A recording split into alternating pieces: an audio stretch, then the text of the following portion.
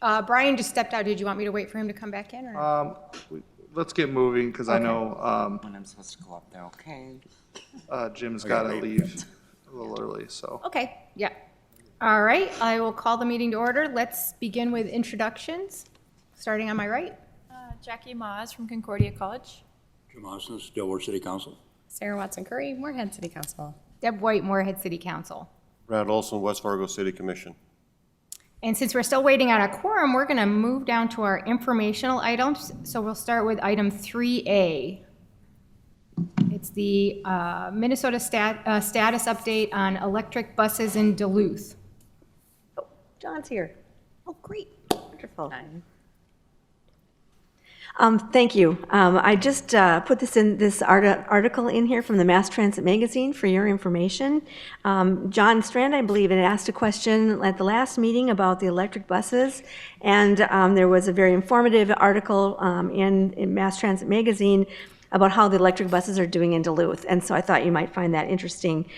They are still struggling to keep those on the road for 8 hours, but they're working on some improvements, and they're not purchasing any more electric buses at this time, but are getting some work done on them to make them work better. So just an informational thing.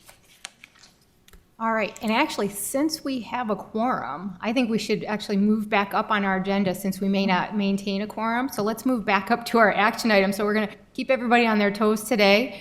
And so our first item will be to review the May 15th, 2019 meeting minutes. Were there any changes to the May 15th meeting minutes? I'll move for approval. I'll second. All right, we have a motion and a second. Is there any further discussion? If not, all in favor? Aye. Aye. Any opposed?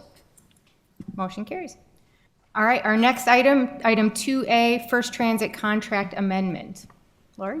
Can I put us back to 1A and just have an introduction for Joseph Rivera? I'm sorry, I skipped ahead of that. Yes, yes, please, let's do that. Thank you.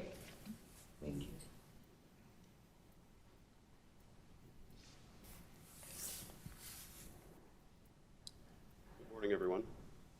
Good morning. I'm Julie Sellner from First Transit.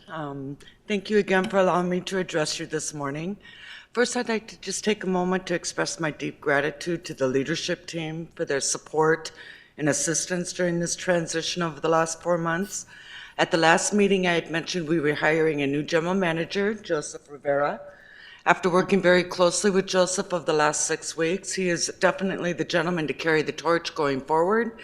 I think he will strive to achieve the operational goals, the service goals, the safety goals that the City of Fargo, the City of Moorhead, and the leadership team have put into place. So I'm just going to give him a moment to introduce himself.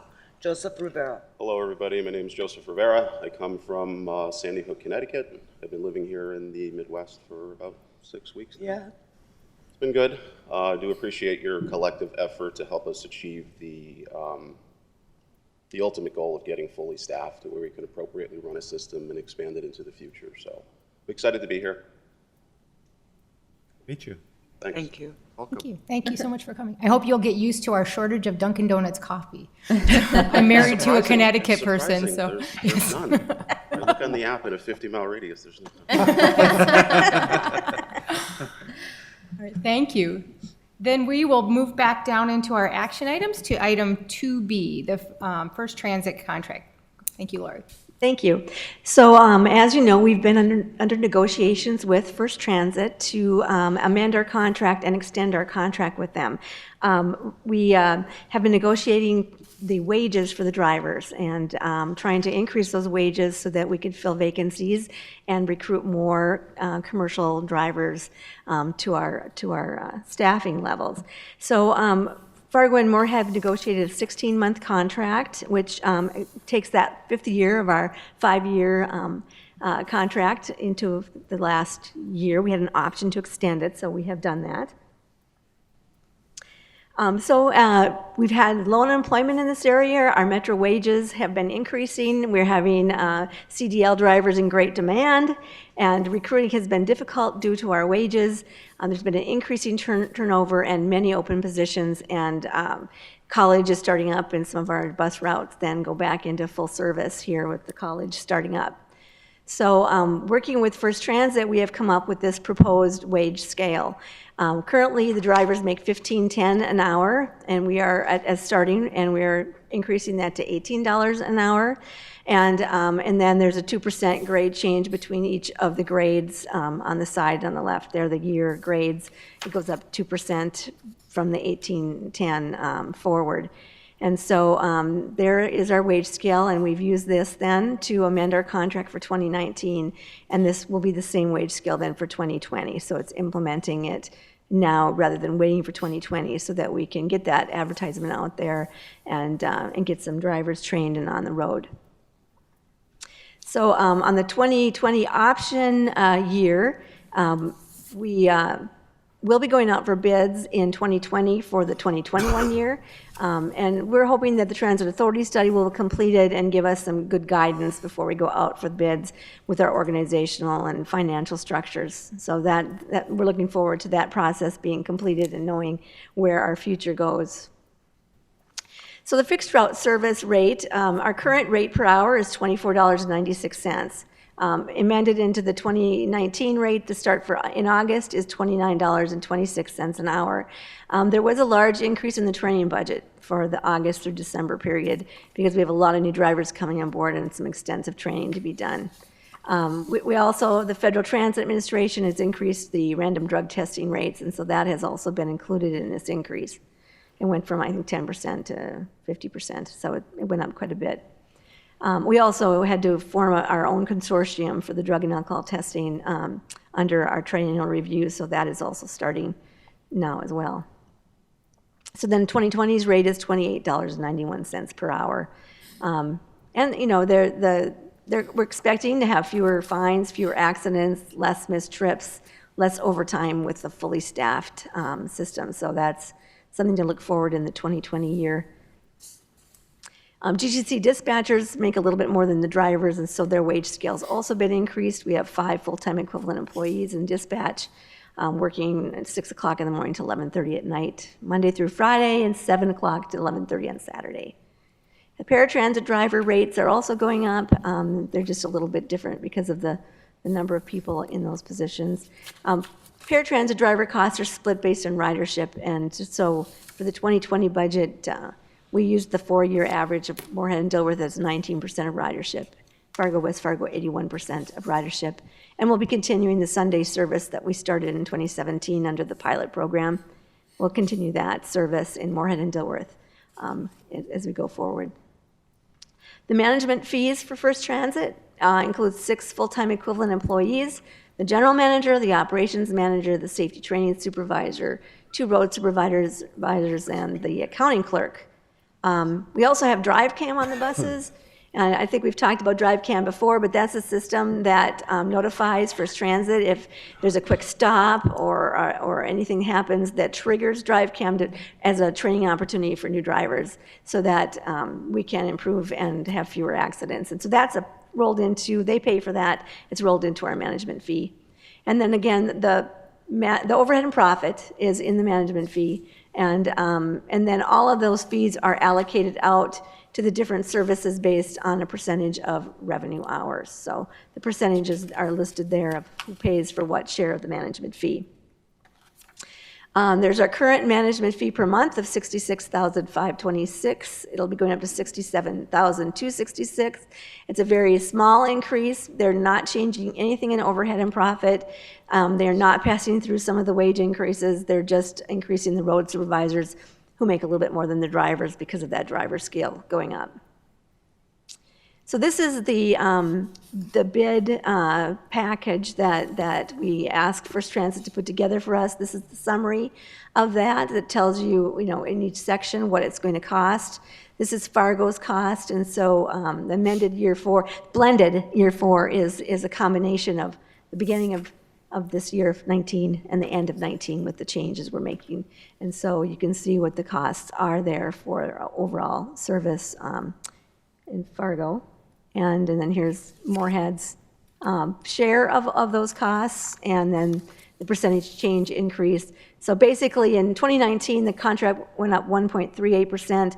Now that we've amended it, the blended year is up 5%, and year 5 is only up 1.5%. And so how are we going to fund that? That's the next question.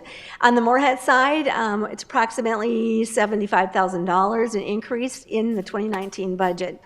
So first of all, we are going to fully utilize anything available from the state of Minnesota. They have given us permission to use and move our budget around to use that as much as we can to pay for this increase. We may postpone some minor purchases just to make sure we have sufficient money in that grant. Also, we're going to utilize some savings from snow and cold day cancellations, and there have been some minor fines charged to First Transit that we'll use as well. So we'll be making a budget adjustment to move our funds around. That'll free up probably about $40,000 total, and so the rest of the funds are going to be coming out of federal operating grant funds and preventive maintenance. So basically, we're going to dip back into our federal grant and then use our reserves to match that amount going forward. So that is the recommendation. I'll put that back up there. I'm asking for a recommendation to the Moorhead City Council to approve the contract amendment to the First Transit contract for this 16 months, and then I will be presenting them a budget adjustment for the funding of that. If there's any questions, I'd be happy to answer those. Thank you. Lori, I have two quick questions. The first question is about the drivers and union contracts. So I just wanted to clarify if it's the Teamsters union and that covers just the drivers? Right. And that would include anyone who's driving, whether it's TAP ride, paratransit, or the regular? That's correct. Okay. Yes. So First Transit has the union contract with the drivers, so they will be going into negotiations with them. Fabulous. And then I did have a question about DriveCam too. I think that's excellent to have opportunities to pursue more training opportunities, but I wonder if there was a more proactive approach as well. Is there opportunities for drivers to kind of flag or identify issues that come up that they could train on as well? We have a fairly extensive training program. We also have monthly safety meetings where we discuss training issues. And anytime there is a complaint on a safety issue that we have verified, they get retrained. And so the DriveCam really is a really good tool just to be able to see it. I mean, they flag it daily if someone seems to be doing something that would be an unsafe practice that could be improved. I don't know if you guys want to address any safety issues. What we've done to address the safety issues? Oh my goodness, we have, They have done a lot. That's why I was turning to Julie. we've done. You wanna come up here, wheelchair- Julie? Yeah. We've completed wheelchair retraining for every driver on staff, lift training. We've completed transit ambassador training, customer service training. We've also addressed several issues during our safety meetings that are required on a monthly basis that cover a multitude of issues. A lot of ours, emphasis has been on the safety factor and raising that safety culture awareness in our environment. And we've seen a substantial change in that. So we are expecting to see a significant decrease in those areas. We've also brought in and trained 10 trainers on staff. Prior to this, we only had 2 people that were qualified to train our drivers. We had to bring in resources from outside. We now have 10 that are certified with the corporation and TSI to provide drivers training for CDL. What training does a new driver go through? Do you know? I'm sorry? What's the new training for a new driver? How many weeks of training does a new driver Oh do? my goodness, I would say it takes approximately 6 weeks to get somebody into revenue service. From beginning to end, that's somebody with no experience, no CDL. If they had coming in with the CDL, but not a similar transit background, it's going to take just as long. We require them to go through the entire process. If they do have a background, similar transit background, that's usually an employee that has worked with us before, coming back on good terms, then that time can be shortened into about a 3.5 to 4.5 week period. They go through a very stern final evaluation before we allow them into revenue service, and even into what we call revenue service is that they actually are transporting passengers. But we also maintain trainers with them for the first few days to ensure that they're comfortable and everything is safe. So there's been significant increases and improvements in that area. Great. Thank you so much for uplifting all that. Other questions or comments? Lori, I just want to make sure that I understood clearly. So first of all, so it looks like if we make these adjustments, then we should be able to cover it in Moorhead with our state and federal funds? That's correct. There'll be a local match to those state and local funds, or at least the federal funds, because the state match we already have. Okay, and that's what I wanted you, that's the last bullet, right? Could you just talk a little bit more Yes. about that? Yes, and I do have a presentation on the budget coming forward as well that'll help with this a little bit. But basically, our 2018 budget was under budget, and so funds were put back into reserves. And so those property tax revenues that were put back into mass transit reserves will be pulled back out to make these matches. And that should be sufficient? It should be sufficient, yes. Thank you. Any other questions or comments? Then would anyone like to make a motion to approve item 2A, the First Transit Contract Amendment? I'll entertain a motion. Second. All right, we have a motion and a second. Any further discussion? If not, all in favor, say aye. Aye. Any opposed, same sign. Motion carries. All right, we will move on to item 2C, the Moorhead New Service Expansion Pilot Program Analysis. I would like to introduce Forrest Steinhoff. He's our Moorhead intern. And Forrest has prepared this analysis for you. As you may recall, MnDOT has provided us 100% funding for a 2-year pilot program to increase services. And those 2 years completed June 30th. And so this is the report of how well that went.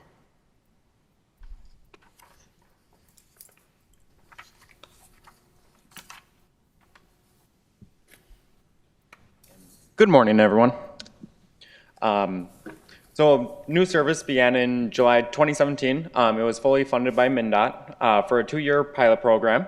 And the goals were to expand the evening service in South Moorhead. So what we did was we replaced Route 8 with the core routes of 1, 2, 3, and 5, which helped maintain consistency between the day and the evening routes. We increased Saturday frequency. So it increased from 60 minutes to 30-minute service, which also maintains consistency with the weekday frequency. It makes it easier for riders. And then also expanded MAT Paratransit to add Sunday service to Moorhead and Dilworth riders.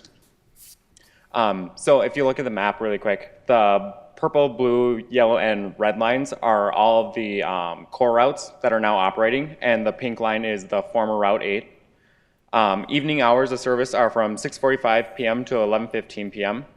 Route 8 did a really good job of hitting the high points of Moorhead, like MSUM, Concordia, M-State, Safari Theater, the grocery stores. But it didn't go as far east as Route 3 did, which is the yellow line, and it didn't go as far south as Route 5, which is the red line.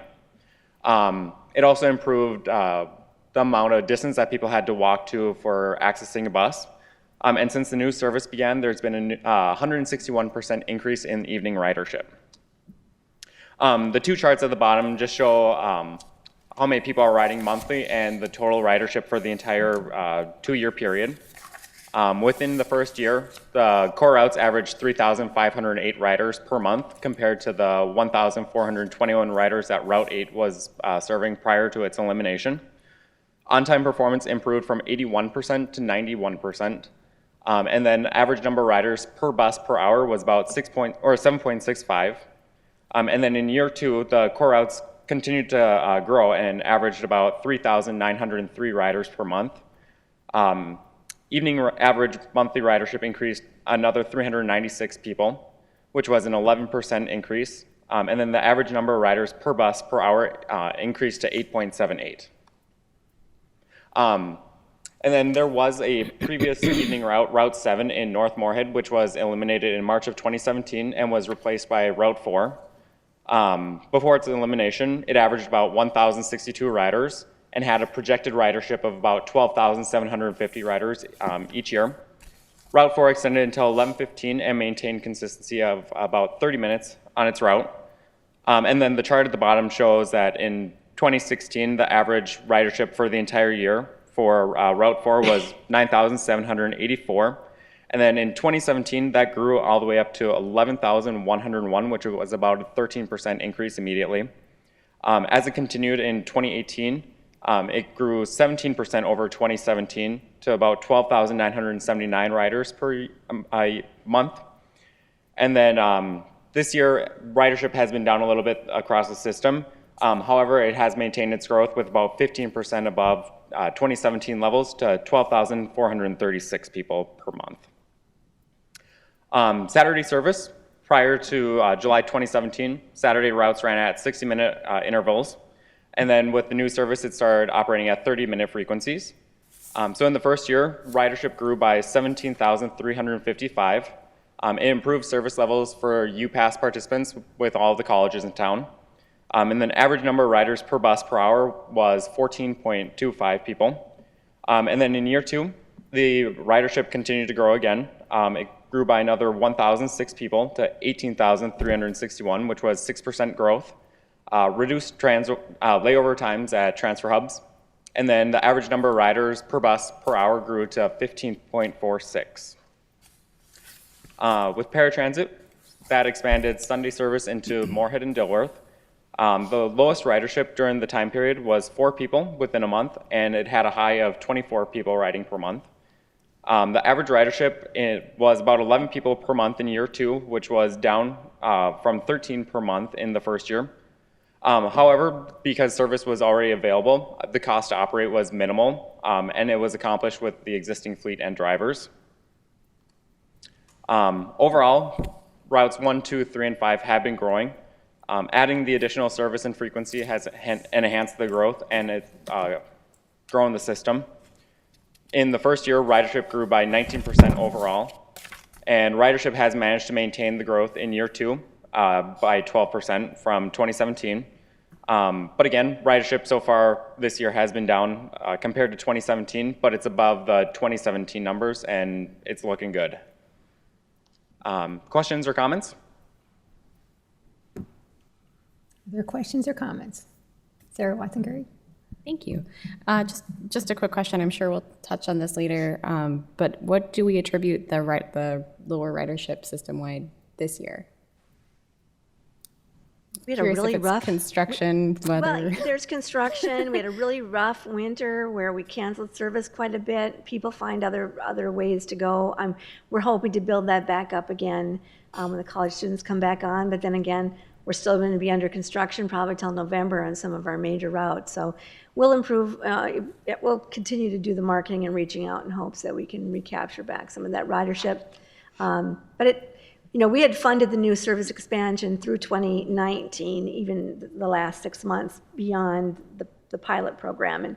And we would like to continue again in 2020 and have put it into the new grant application because we think that that consistency of having the routes at 30-minute frequency, having the same routes to take, whether it's day or night, and having that, you learn your schedule and it applies whether it's a weekday or Saturday is beneficial for people learning the system and being able to utilize it.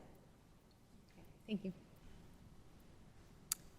I have one comment and question. I loved seeing the increase in numbers, and I just wondered if we had approached Moorhead High School about UPass. No, we did at one time have UPass with the junior high, and they discontinued that a few years back, but we have not approached the high school. They have a bus stop and they utilize it, but they also, when we did it with the junior high, it was more for after-school programs and things. Right. So, yeah, we have not attempted that. Okay. Thanks. Any other questions or comments? Then is there a motion to approve the item? So moved. Second. All right. Any further discussion? If not, all in favor say aye. Aye. Any opposed, same sign. Motion carries. Okay. And we will lose our quorum.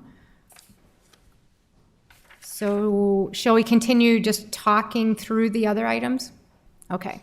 So we'll have a discussion of item 2D, the City of Moorhead 2021 budget and MnDOT grant presentation. Thanks, Lori. Thank you. It's Lori's show this morning. Sorry about that. That's okay. Doing great. Well, for the first time, the state of Minnesota is opening up the grants to a 2-year grant period. So this is 2020, 2021. The state set a target of a 3.4% increase each year. However, they do allow for justification to exceed that target. And as you know, our driver services wage rates is a justification to exceed that target. And they have been made aware of that as we've gone through negotiations and such. The one grant for 2 years allows us with flexibility that we're excited about. If we don't spend money in the first year, it rolls into the second year. And so if we've underestimated something or need to make some changes, we've got that money that was on the table the first year to use the second year without any need to make any budget adjustments or anything like that. The state of Minnesota also separated their grant applications. They used to have the same deadline for all of their grant applications, and now the July deadline is only the operating grant. They now have an August deadline for all of the remaining grants, which are your capital grants and your new service expansion grants. And again, they're looking at a 2-year cycle for those as well. I made a typo on this one, so I'm going to point that out right away. So we have two grant applications. The fixed route grant, which includes the MapBus fixed routes plus the Link FM downtown circulator. That is 80% state funded and 20% local, and that local share includes fare box revenue, so we can utilize our advertising revenue and our fare box revenue to meet that local share. The other grant is what they call a dial-a-ride or demand responsive grant. That's 85 state and 15 local, so that's that typo there. It's 15% local. That includes the MAP Paratransit, Metro Senior Ride, and mobility management fees. So this is the 2019 compared to 20 and the 20 compared to 21, so that you can see on the two grants what the changes have been financially as to the overall grant amount. The dark blue is our fixed route grant, and the dark orange is our dial-a-ride grant. And from 19 to 20, fixed route went up 8.82%, and the dial-a-ride grant went up 7.61%. Again, most of that has to do with driver services pay. And then for the second year, we did stay within the 3.4% that the state recommended.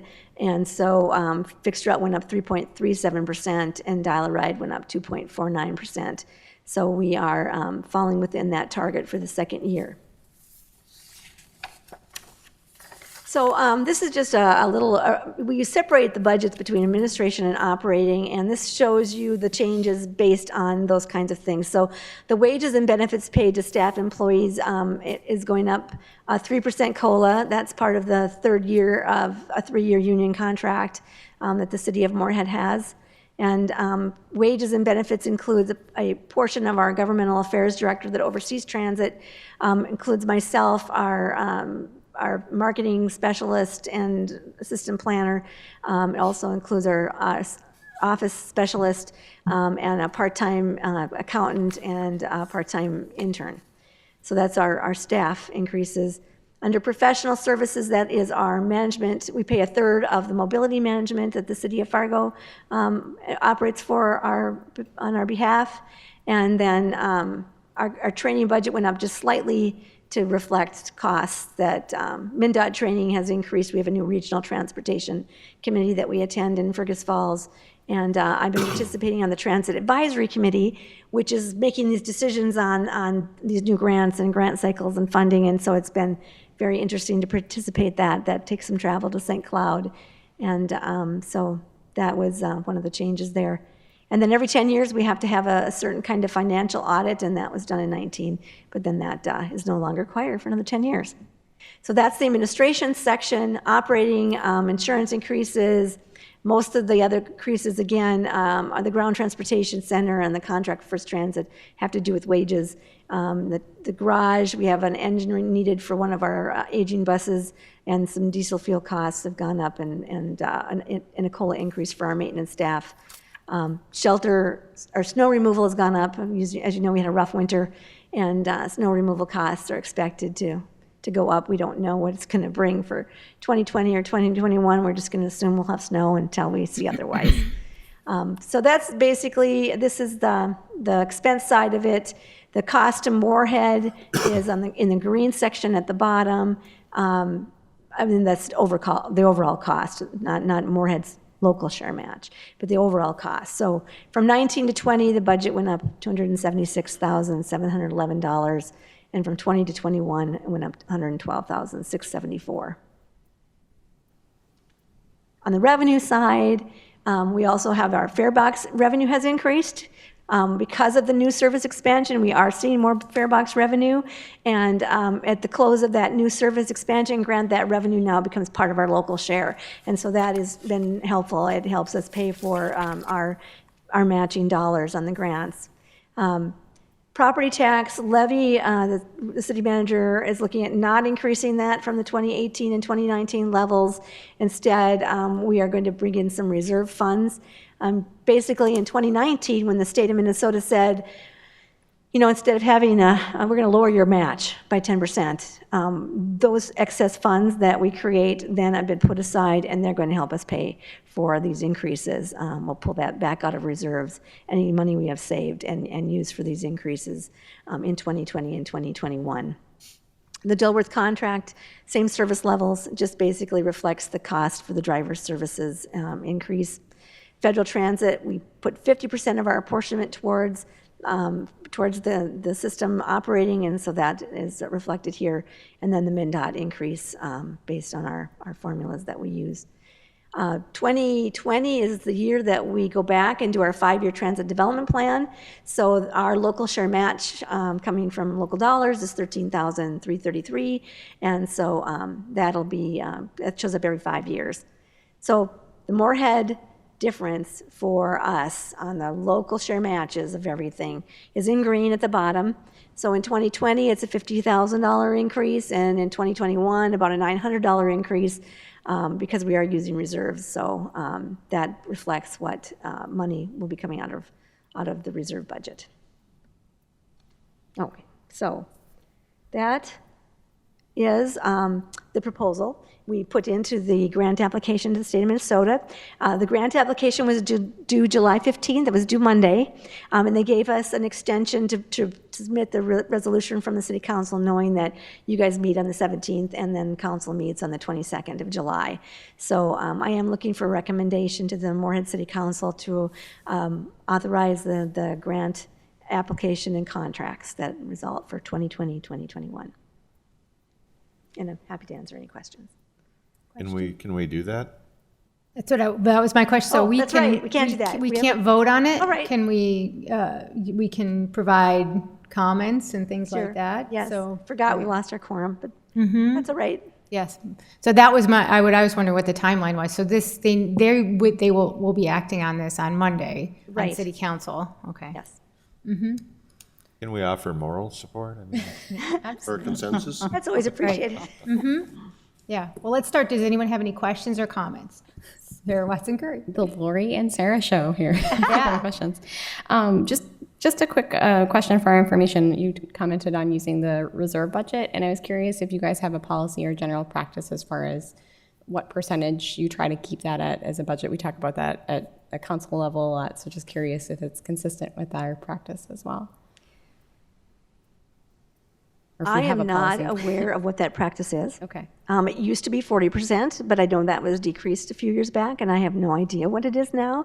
I did track the reserves that weren't used, the money that wasn't used in 18, and it was about $72,000. So, you know, I'm feeling comfortable that we can meet these requirements with the reserves just from 2018 alone. And then 2019, we had the excess revenue. So I'm feeling very comfortable that we have enough money in reserves without dipping into anything that has been saved just to keep our cash flow moving. We have not been audited yet from the state of Minnesota for 2016, 17, or 18's grant agreements. And so we do have excess funds in there that are earning interest. And we earned $11,000 in interest in 2018. On that money, and that is programmed in to help us pay for expenses. So when we don't spend all of our grant money, the state comes in and does an audit, and then they ask us to repay back anything that we have not spent. So we have purchase orders encumbering those funds for those years, 16, 17, and 18. Part of it is that our fuel prices were less than we thought they would be, and so it's always a hard game to estimate what costs are going to be, and so we have had extra money in there. I hate to see that go, but when they come up to audit us, that will disappear in the next, few years. The state of Minnesota is a really good partner. When we get a grant application, they give us the payments in quarterly payments right away. At the beginning of January, we get our first quarter payment to help with cash flow. And so that is very helpful for us to keep that cash flow going. And so, yeah, I think we're good. Thanks for that information. Other comments? And Laura, you'll be at the meeting? Will you, okay, Yes. okay. I'm And still working on my council items, so after this meeting, I will finish those up. And yeah. Great, okay. And if there, that's why and of course, two of us will be there at the meeting, and we can share our thoughts at the council meeting, but if anybody else had anything they wanted to share, then we could discuss it now, even if we can't vote on it. All right, thank you. Then I guess we'll move on to our next item. Oh, Lori, it's not you, so, right? Wow. Yay. 2E, the 2019-2020 UPass agreement with NDSU.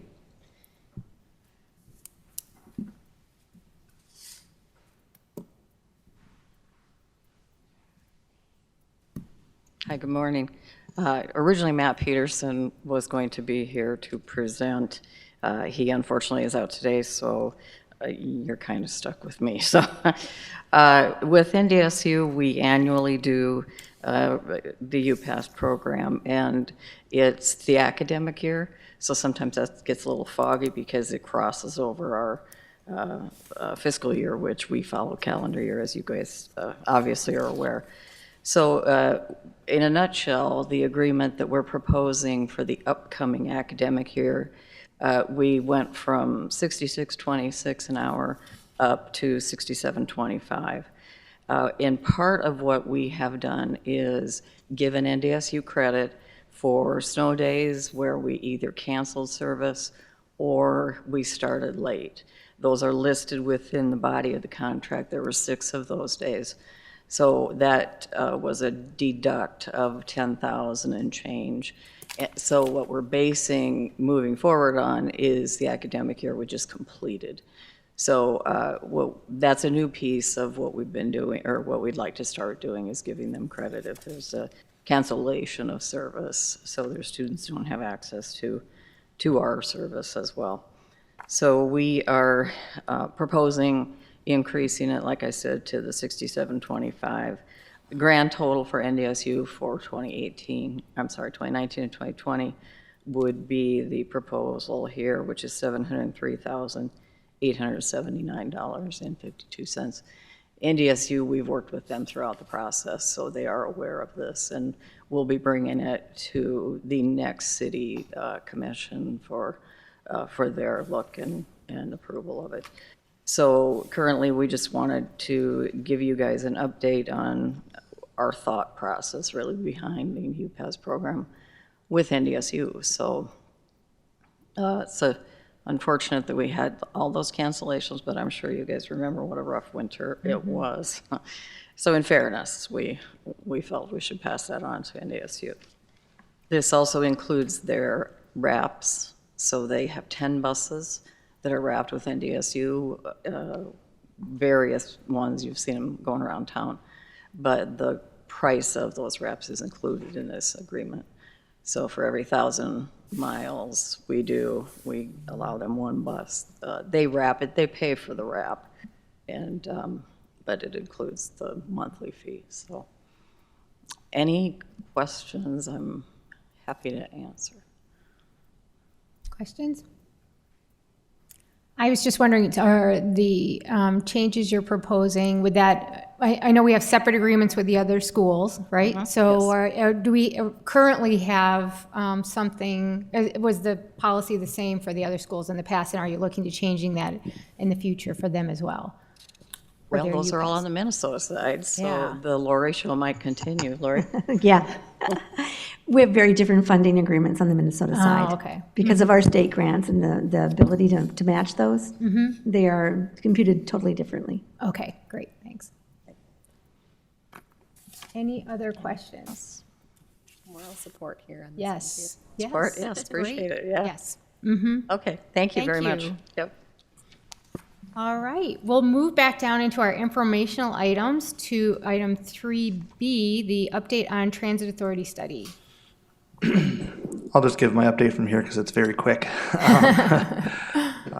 As you all know, that MapBus and MetroCog have been participating in a study to look at options for the formation of new government structure and to look for new funding opportunities as this region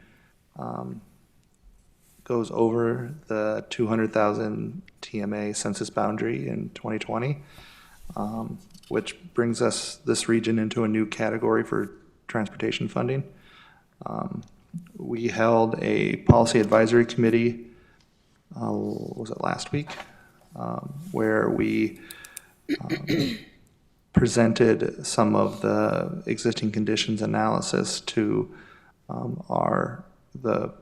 the governing body, which is comprised of elected officials and many people, or the one representative from each of the cities that are on this committee, and as well as Kevin Hansen, and then city leadership from both City of Fargo and City of Moorhead. I believe West Fargo is involved as well.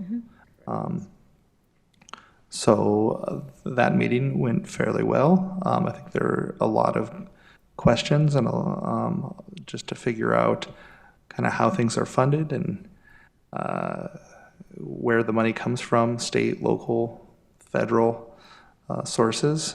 So we are now on the way and continuing our analysis. We've talked to our consultants about choosing some peer cities that not necessarily have the transit service that we have here, but have the bi-state nature, have multiple organizations that have either decided to come together under one banner or have decided not to. And so they will be looking at that precedent analysis, and we will be meeting with consultants here in the upcoming weeks to go over that information. So I think, any questions?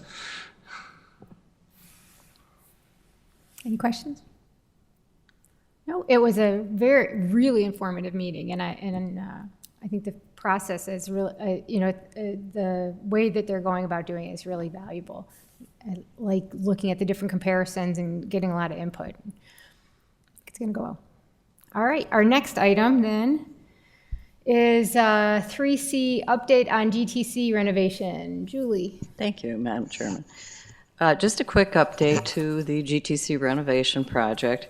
We have, we're moving forward with it. We had a bit of a setback when it was discovered that one of the post-tension bands that is under the concrete of the deck had snapped. So we had to do a more in-depth analysis to see what the impact of that was. That put us back actually only about a month.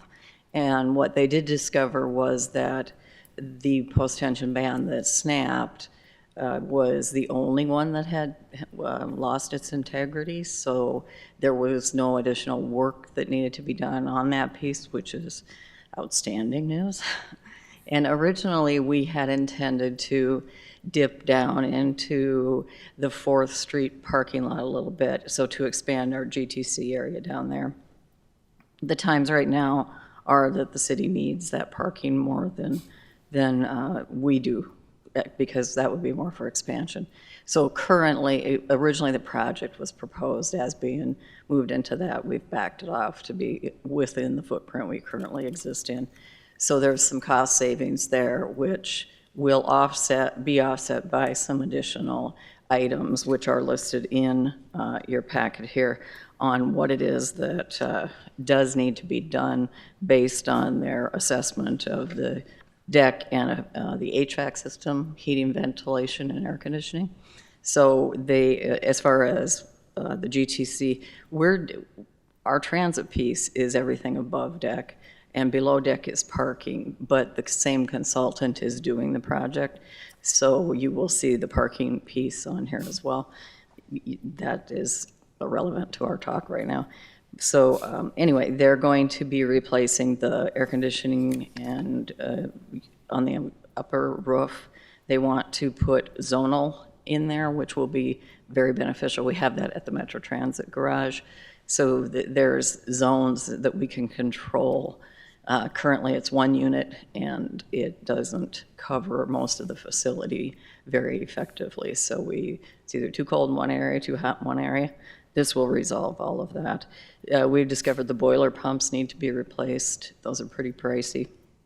But when we had the Buildings and Grounds group from the city of Fargo come over and do their walkthrough with the engineering firm and the consultants, they pointed some of this out, so it was reevaluated and decided that those items needed to be added to this project.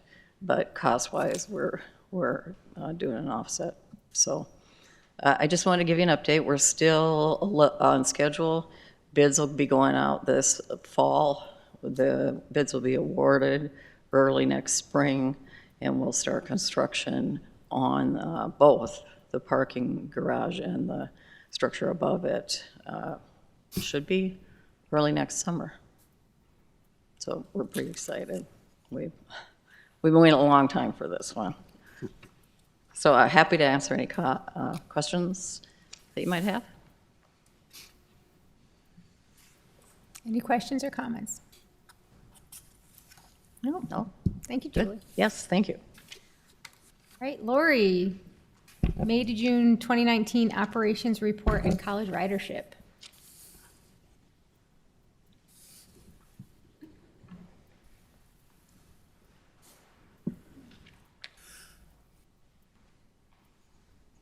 Okay, so as you can see, I'm looking at the June report.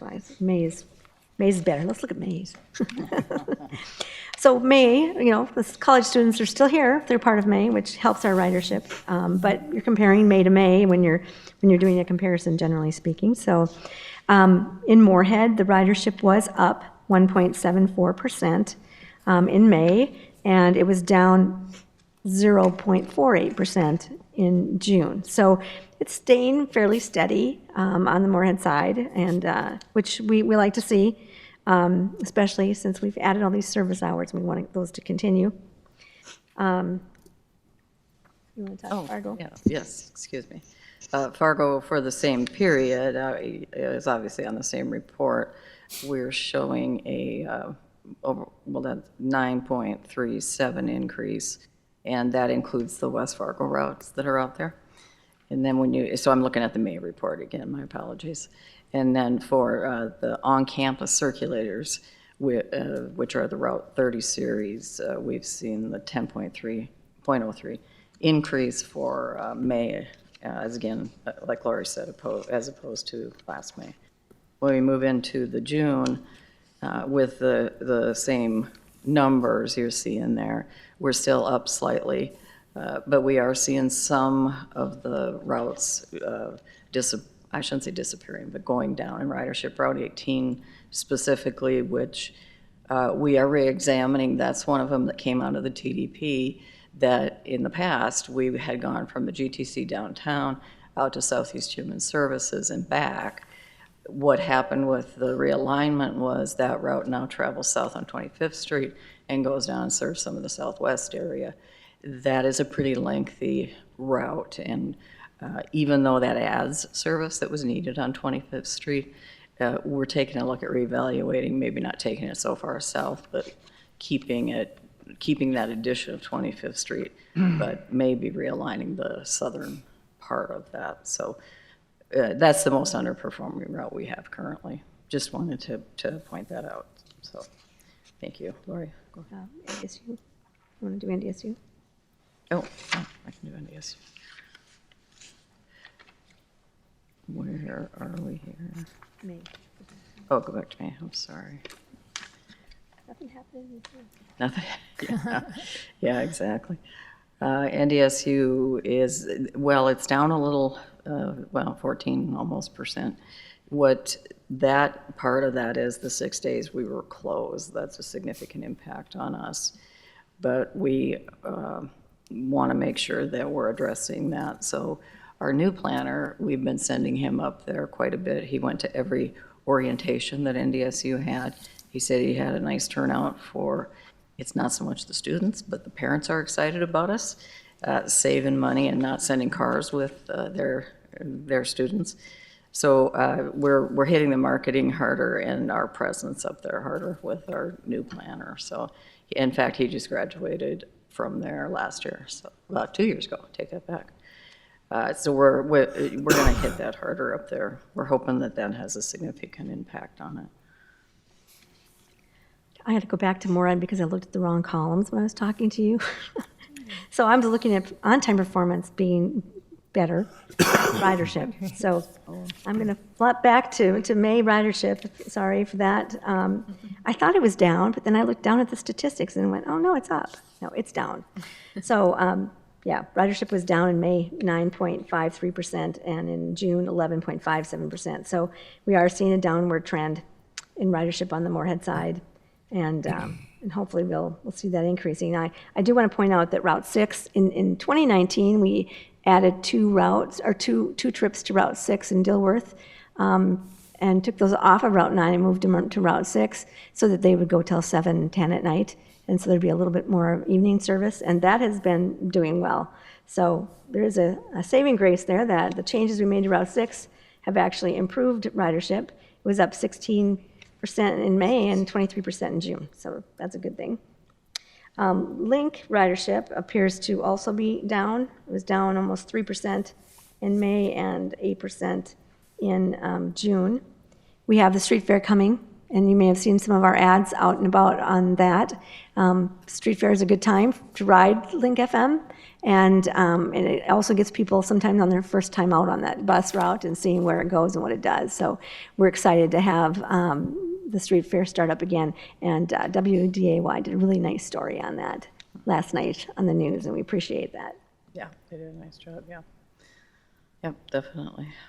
Did you want to talk about any on-time performance? My apologies, Matt was going to do this report, so I'm a little underprepared on that. Paratransit, if we look at that, that again is, and I'm sorry I'm repeating myself, but it's good to see that trending downward, which is an indication that we have a lot of people with disabilities that are able to use the fixed route. But we see it is up slightly. I'm looking at May at the, I was looking at May, I'm sorry. Yes, it is up slightly. And when we look at June, was I looking at June? It's always hard to flip those pages when I they're am. excited. Yeah. Like, wait. So sorry. But it is down 5.21% in June. So what happens is we have folks that ride with us that have conditional eligibilities. And when the weather changes and we don't have ice and snow conditions anymore, those folks aren't riding with us. So that's very likely translating to why that ridership has taken a little bit of a dip. Again, that's not a bad thing for us. So. Senior ride, I talked to the senior ride people the other day. Ridership is down on senior ride, but they said that they had 10 regular riders move on to either pass away or move into some kind of assisted housing, which makes a big change for senior ride very quickly. But they are increasing the marketing to reach out there and tell people that it's available so that they can increase that back up again. And it has been historically doing quite well, so I'm sure that people will see that there's some openings and fill that in for senior ride. That's what we have on the operations side. Anybody has any questions? Questions? All right, thank you. Thank you very much. Then we'll move on to item 3E, updated schedules and maps. I'm going to take that one. Okay. We're going to be producing a new map. It comes out August 1st, and we're working on that now. There have been very few changes to the map side of the schedule. We're still on a major detour for Route 3 because of the 21st Street grade separation. We'll keep that detour going on the map until that project is completed, so that when the college students come in, they're not confused by it looking like it's going places it's not. So we're going to keep that change on the map side. We made those changes last meeting to Route 4, where it no longer goes to Target. Otherwise, the timetable side of it, we've cleaned up some of the timetables and made some adjustments to the timetables. fewer columns and, just rearranged them a little bit. So there's nothing major in the changing of the schedule, but that is being designed right now and will be out and print and ready by 1st of August. Anything else? Is there any other questions or comments regarding this item? Any other business? If not, is there a motion to adjourn? So moved. Second? Is there a second? Second. All right, meeting adjourned.